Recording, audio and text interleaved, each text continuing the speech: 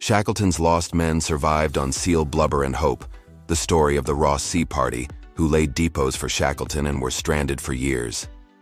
While the world knows the epic tale of Sir Ernest Shackleton and the men of the Endurance, trapped in the Weddell Sea, a parallel and arguably more harrowing story was unfolding on the opposite side of Antarctica.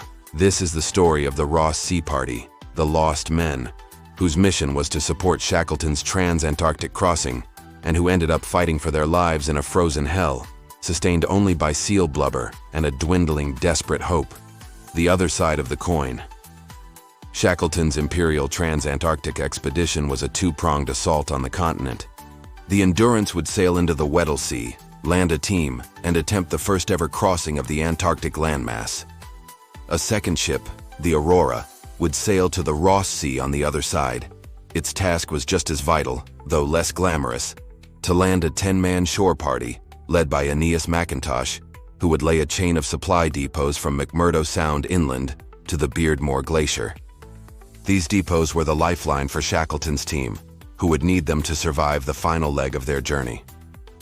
The Ross Sea Party arrived at Cape Evans in early 1915, setting up base in the very hut left behind by Captain Scott's ill-fated Terra Nova expedition.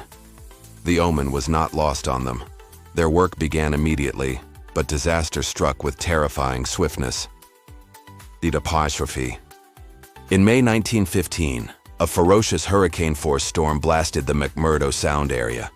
The Aurora, anchored offshore, was torn from her moorings, her rudder smashed, and her steering gear gone.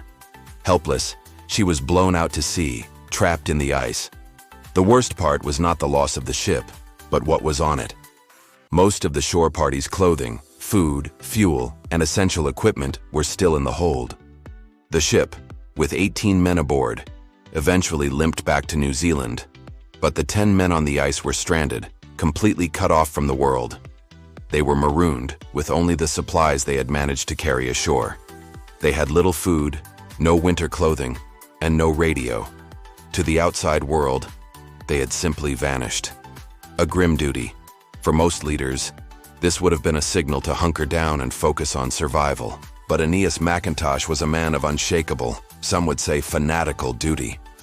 He declared that the mission must go on. Shackleton was counting on them.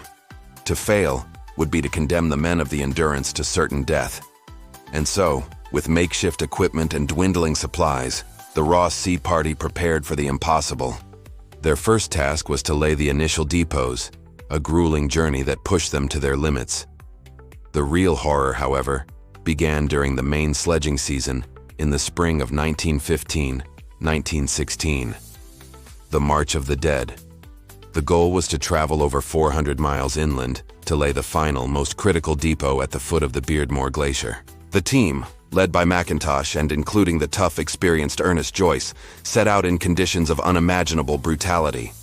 Their rations were slashed to starvation levels. The dogs, weak and starving, began to die. Soon, the men were eating the dead dogs.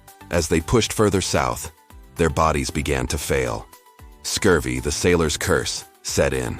Their gums bled, their joints swelled, and old wounds reopened. The party's chaplain, Arnold Spencer Smith, collapsed and could no longer walk. The men, themselves cripples, had to haul him on a sledge. He died in their tent, a frozen skeletal figure, his last words a prayer for his comrades. Spencer Smith's death broke something in the team. But still, McIntosh drove them on. Soon, he too collapsed, crippled by scurvy, unable to stand. The command fell to Ernest Joyce, a pragmatic, no-nonsense man who became the group's savior. He ignored McIntosh's orders to press on, realizing survival was now the only mission. He force-fed the sick men, rationed the last of the food, and organized a desperate retreat. They were a party of the living and the nearly dead, dragging their sledges through a blinding white wilderness, eating what they could. Their diet was now a monotonous, stomach-churning rotation of seal meat and blubber, penguin, and the occasional fish they could catch through the ice. The blubber, though greasy and foul, was rich in calories and vitamin C, the only thing keeping the scurvy at bay. It was fuel, but it was also a symbol of how far they had fallen from civilized men to primal survivors.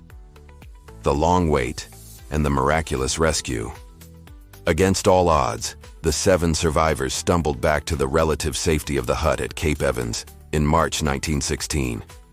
They had completed their mission, laying the depots as ordered. But their ordeal was not over. They were still stranded, with no way of knowing if a rescue would ever come. They endured another brutal Antarctic winter, living in their squalid hut, their clothes in rags, their minds haunted by the ghosts of their friends. On January 10, 1917, a miracle appeared. A ship was spotted on the horizon.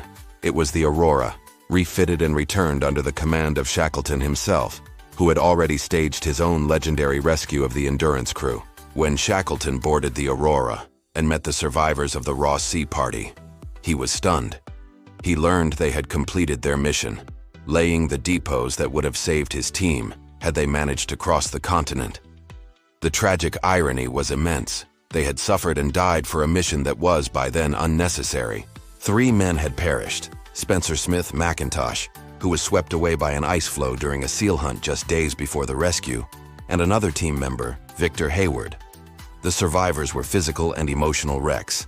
The story of the Ross Sea Party is a testament to a different kind of heroism. It wasn't about a single dramatic escape, but about a long, grinding, and soul-crushing endurance. They were not driven by the hope of glory, but by a profound sense of duty and the raw, primal instinct to live. In the desolate silence of the Antarctic, they survived on the richness of seal blubber and the fragile, unbreakable thread of hope. They were Shackleton's lost men, and their story is one of the most remarkable feats of human survival ever recorded.